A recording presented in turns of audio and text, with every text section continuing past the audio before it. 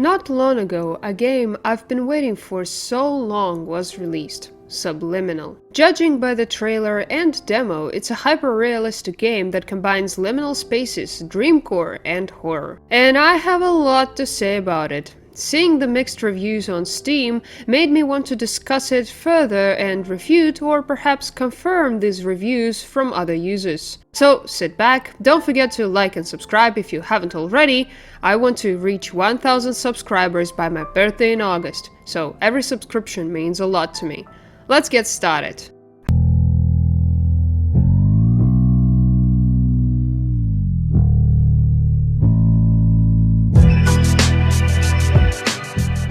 Hi everyone, that's Black here, and welcome back to my game corner. Let's start by exploring what these liminal spaces and backrooms are. The phenomenon of backrooms appeared online on May 12, 2019, on the 4chan platform. Since then, it gained an immersive popularity.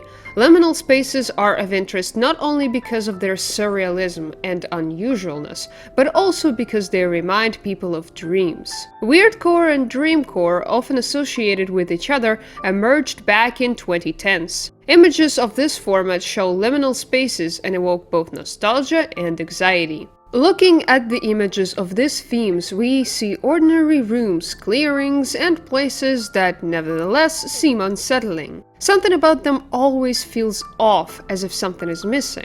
This creates a feeling of anxiety. Backrooms was originally based on this very feeling of anxiety and disorientation. Over time, this feeling of disorientation was reinforced by the legend of people entering backrooms and becoming forever trapped in this unsettling, atypical space. Naturally, such a popular phenomenon as backrooms didn't escape the attention of developers, and since then, numerous games have appeared that utilize liminal spaces in one way or another. Often, instead of creating a disturbing atmosphere, or at least some balance between creatures and atmosphere, developers simply use a monster as a terrifying element. This lost both the purpose of the backrooms and its entire vibe. However, this didn't stop people as the universe expanded and has now transformed into a vast, multi-layered world populated by creatures, surviving humans, and a multitude of different features. Let's see if today's subject was able to capture that subtle atmosphere or, like everyone else, decided to go with a boring crew of monsters. Subliminal was released on March 31st, 2026, and was developed by Accidental Studios. It's described as, well, a psychological horror game based on the legend of backrooms. Well, that's a strong claim. We'll certainly be checking that out. Otherwise, what's the point of this video? I first encountered Subliminal in late November or early December 2025. Back then, the demo version of the game had just been released, and frankly, it hooked me. There wasn't anything truly scary about it, but there were two unusual details. First, the gameplay was reminiscent of Stanley Parable. With the narrator, you could disobey in various ways. And second, this game accomplished something no one else had been able to do in backrooms and liminal space games before. Convey that subtle edge of a familiar, almost homey, yet slightly strange place, which is what usually evokes mild anxiety. I've been waiting for the release, knowing I'd be willing to give anything for this game, and lo and behold, it's out. Let's see how it turns out. Oh.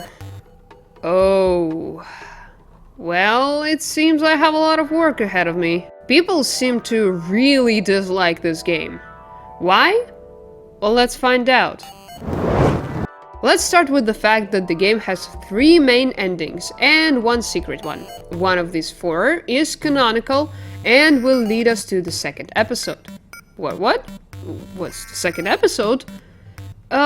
Despite promising to release a full game, the developers rolled out a rather large and varied first episode. I'm guessing that happened because development would have dragged on for another year if they had been making a complete game. In theory, you can forgive them for such impudence because the game itself in its current state is quite rich and varied. But as you can imagine, it's not without problems. Let's quickly run through the game's endings. First and main ending, also the canonical one, is called Into the Pit. To get this ending, you simply need to follow the narrator's words. And no, there won't be any Stanley Parable style things. You'll still fail to follow everything they told you anyways, which ultimately leads you from those sweet and soft places overflowing with memories to dark stone corridors. However, there are advantages to this too. All the paths the narrator leads you down are safer. This way you can skip the entire horror sequence. Wait, didn't the game call itself psychological horror? It's a bit odd to say skip the horror in a game that positions itself as such, don't you think? But unfortunately, that's not even an exaggeration. You really have to try to get scared in this game. What causes this? Well, about 90% of the game consists of puzzles. Most often, you have to solve problems from location to location. I'll talk about the problems with these puzzles a little later. After all, we came here to play a horror game, not a puzzle game. So, what horror there is in the game? Well, there are encounters with a monster, which can be a little tense. For example, right at the beginning of the game, in a fairly small space, you have to close doors to keep the monster out. The doors themselves are in the different rooms, so while you're running to one, another one opens. It's funny that the monster appears in the dark in the form of a plush toy. At first, this even scared me a little actually. But Black, what happens if I'm a naughty and I don't go where I'm told? You said I'd be in danger, so the horror will all be there, right? What do I get? Oh, my curious little friend, you get chases. Lots of chases.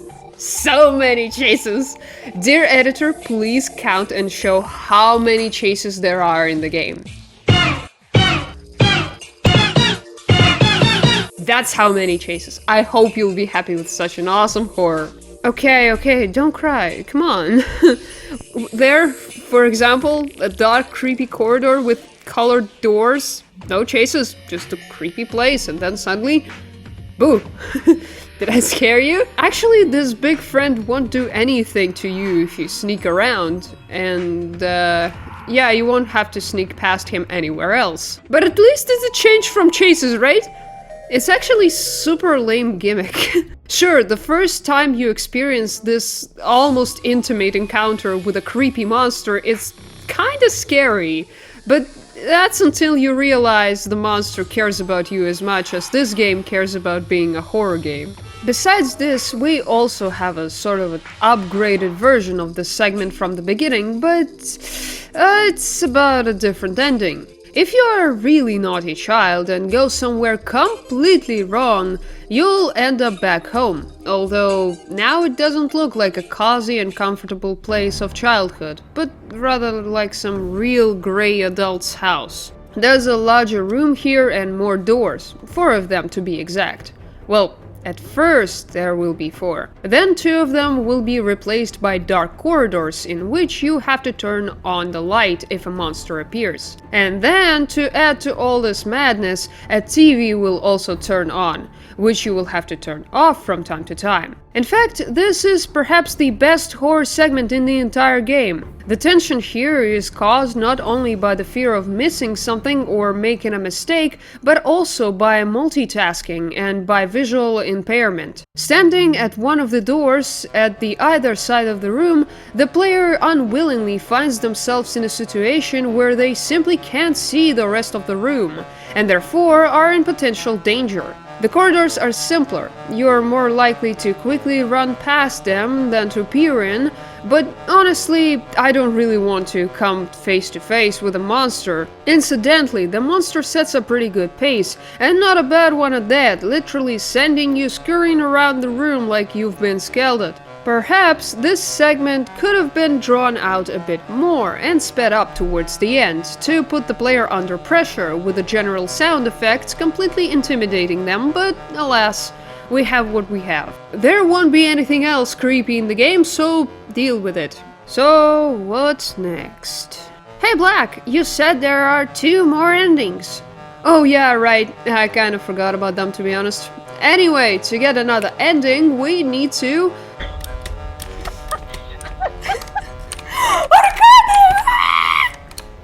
Yeah, Black from the past, exactly, go to the arcade. There will be a token to play on one of the machines. Our goal here is to beat the record of a certain Lily, who, as I understood from the very subtle hints in the game, is the main character's sister. Possibly. Probably. It doesn't matter, the important thing is that we need to beat her record, which is about 2000 points. Somewhere at the 1,500, by the way, the game will become kind of creepy and disturbing. Well, like the colors here have become red and there is no more rainbow. Ooh, scary. Pretend to be scared. Okay, anyway, after we beat the record, the machine will generously give us tickets, which we need to take and tuck right here. Insert them into the machine and we're transported to the wonderful world of arcade machines. It's paradise, I'd love to stay here. But they won't let us even play the arcade games. The further we go, the darker the screen will get, and eventually we'll get the trip down memory lane ending. No fun at all. What a shame. So, pay attention now. If you're currently playing Subliminal and still can't get the secret ending, here is the only definitive guide on YouTube. To get the erased ending, you need to pull 4 switches. The first one is in the house upstairs. The door will open after completing this area, so pay attention. The second switch is here in the water park, next to 3 slides. These 2 are generally in pretty obvious locations. And originally the third one was also out in the open, but for some reason the developers decided to move it to a more hidden corner. Originally the switch was in the room area with Walter, the red balloon, right in front of the play place area. But now, this switch is right here, directly opposite the switch for the TV. After all this, we need to complete the segment with the play place and not look at the monster. But then, go on the opposite direction from the arrows.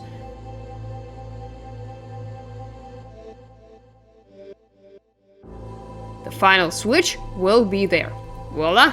We found ourselves in a strange room with multiple screens. To the left and the right are 2 rooms where we need to press levers and then you can interact with the main switch. And then... Another way! Please, no! The game will crash. Don't worry, it won't erase your save file, but it looks cool. Quite unusual. So, among other details, I'd like to point out my favorite. For some reason, the developers thought about adding motion lock, but didn't add camera lock. What's the big deal? Well, motion lock blocks any character movement. Camera lock, therefore, blocks camera rotation. I wouldn't have said anything about it if, at one wonderful moment, I almost missed our monster's creepy paw turning on the light. This moment is supposed to be scary, but it's easy to miss if you are even a little curious and start moving your camera around during motion lock, trying to figure out where something is happening. I don't understand why the developers don't add camera lock for jump scares like this.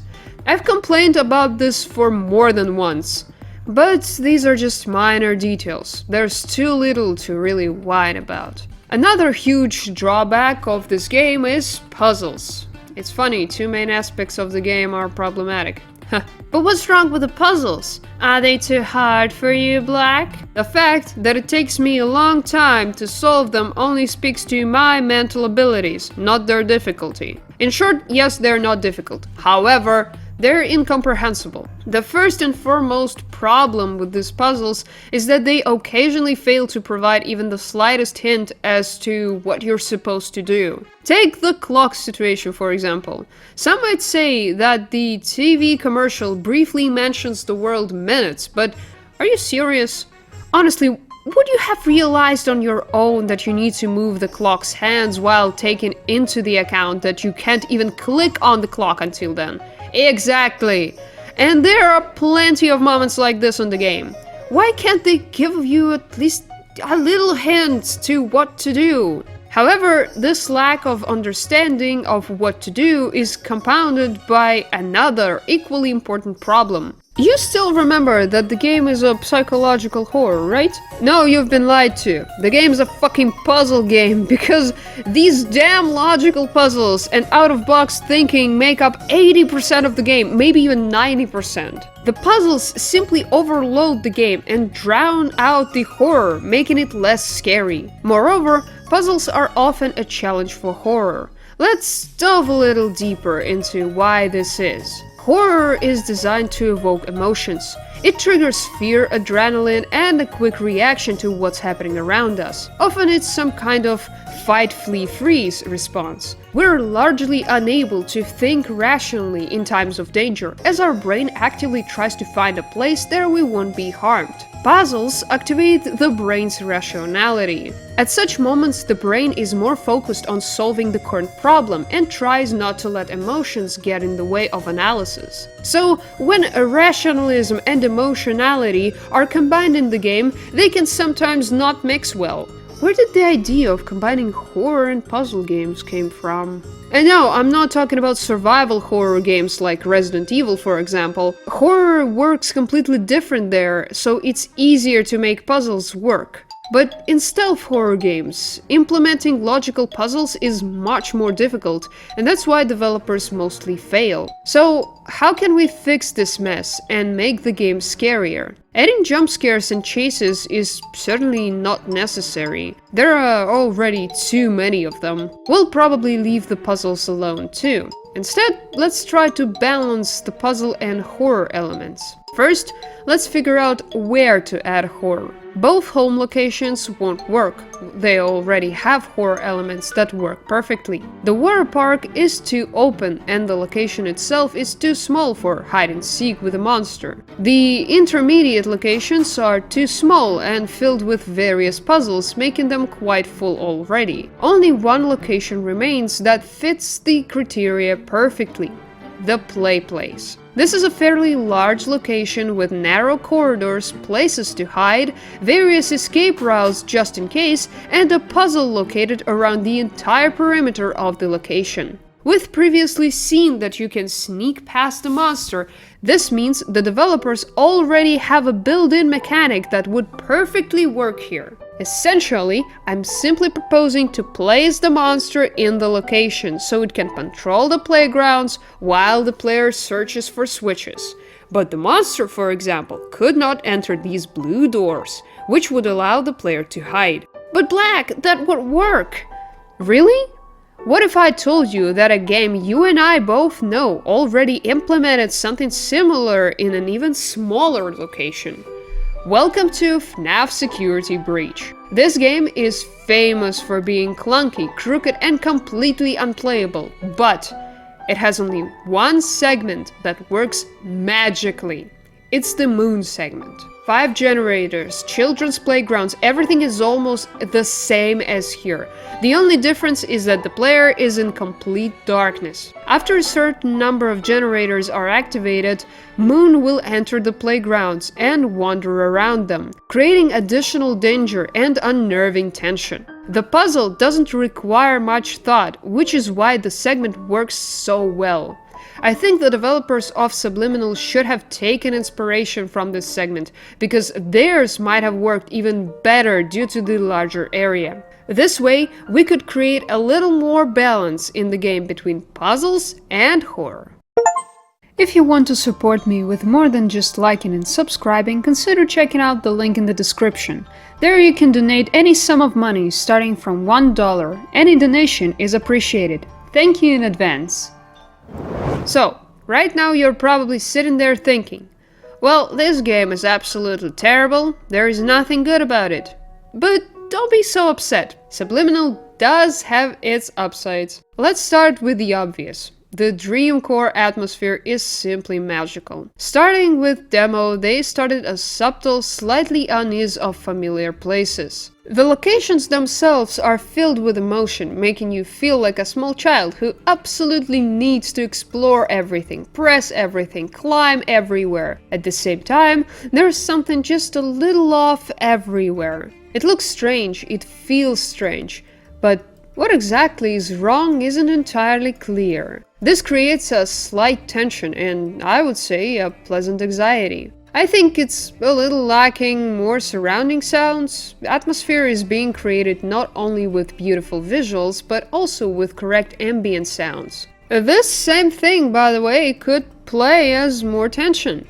But this is a long talk for another video. By the way, let me know in the comments if you want a video from me about ambient sounds and music. On a minor note, I have to give the developers benefit of the doubt. Since the demo, they changed the monster and made its design more terrifying. I still don't think the monster's presence is that important, but at least it doesn't look too cute. And of course, memory lane. That's an excellent save system that allows you to navigate the entire game with incredible ease.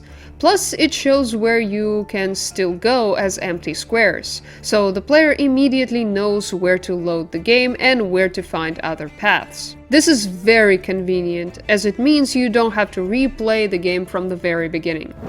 That's probably all I can highlight. So, what's the bottom lane? Is Subliminal worth it? Objectively, no. It's a truly bad game. It fails to nail the psychological horror genre. It lacks horror overall. It's clunky and feels like a poorly executed cross between Stanley Parable and, God forbid, the first chapter of Poppy Playtime. But something special worms inside me that keeps me from hating this game. I enjoyed it. I had fun. My inner child enjoyed it, even getting scared at the littlest things, but most importantly, this game gave me emotions I've been trying to get from games of this format for quite some time. Subliminal has enormous potential. It's a game that could and still can be much better if the developers listen to people and start fixing those bugs. But for now, it's just a little entertainment for kids like me, for whom any roller coaster they can ride, any arcade game they can play, is a huge adventure that will last an entire childhood. What do you think of Subliminal? Have you played it? Did you enjoy it? Leave your thoughts in the comments, I'd love to read them. Don't forget to like and subscribe if you're new here, we have a lot of interesting stuff. And that's all I can tell you today. Thank you so much for watching. Have a nice one. Bye.